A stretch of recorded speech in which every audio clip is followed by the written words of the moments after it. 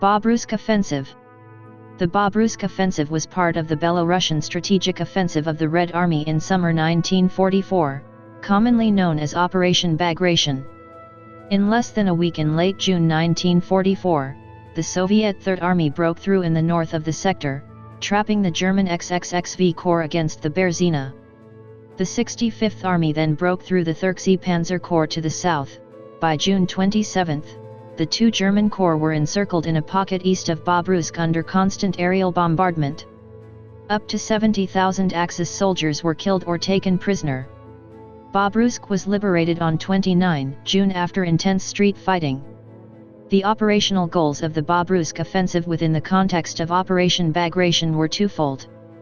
9th Army headquarters had argued particularly strongly that a major attack against Army Group Center was imminent, and General Jordan had bitterly complained about the High Command's refusal to sanction tactical withdrawals, but the Army Group Commander, Field Marshal Bush, had brushed these concerns aside.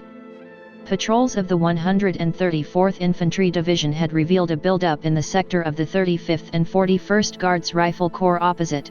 Each of the three regiments of the German divisions was faced with a full-strength Soviet rifle division of 7,200 men. The 9th Army was, in general, made up of lower-quality divisions than 4th Army to its north. This may have reflected a belief on the part of the OKH that the terrain in 9th Army's sector was more easily defensible. The city of Bobruysk had been designated a Festerplatz, or fortified area to be held at all costs, under the command of Major General Adolf Hayman. The above units were under the overall command of Army Group Center. The above units were under the command of the Special Representative to Stavka, Marshal Georgy Zhukov.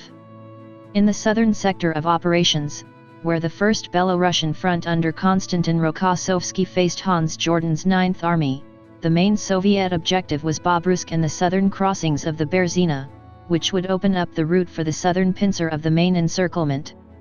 Rokossovsky had bravely staked his reputation on a plan for a complex double envelopment of the German forces at Bobruysk, in opposition to Joseph Stalin's preferred plan of a single breakthrough in the sector. Rokossovsky's attack, as with the other initial offensive operations of Operation Bagration, was preceded by a heavy artillery bombardment. The first assault, against strong German defenses, was however repulsed with heavy casualties.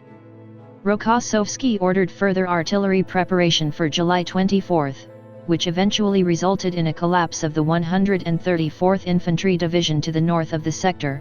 As the Soviet Third Army pushed forward, the 20th Panzer Division began to counterattack, but Jordan then ordered it to turn southwards and confront a new breakthrough by the Soviet 65th Army under Batov.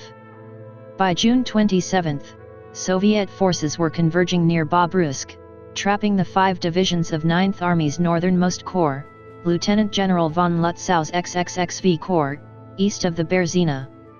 Elements of the Central XXXXI Panzer Corps were also trapped, along with the 20th Panzer Division.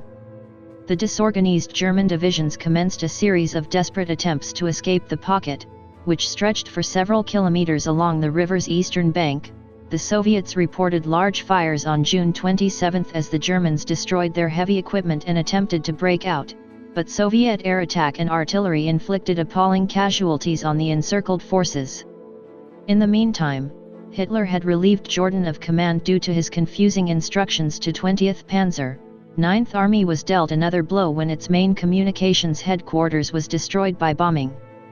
On the following day, reinforcements arrived behind German lines in the form of 12th Panzer Division, whose commander was greeted by 9th Army's Chief of Staff with the words "Good to see you, 9th Army no longer exists."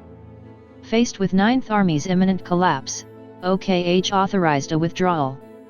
Lieutenant General Adolf Hayman, commander of Bobruysk, was ordered to hold the town with 1 division, Lieutenant General Edmund Hofmeister's 383rd Infantry Division.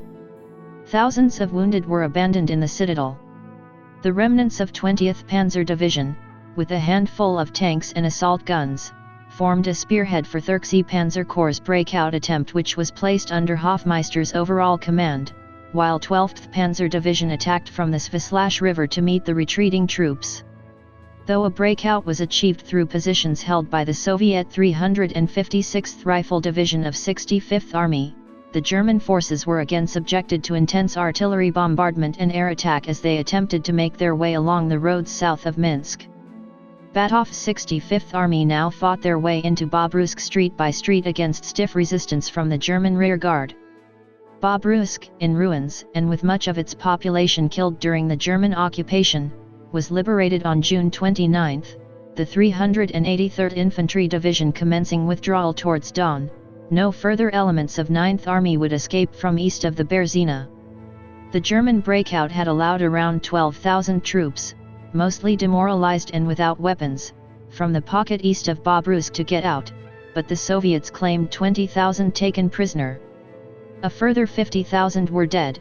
Soviet accounts speak of the area being carpeted with bodies and littered with abandoned materiel.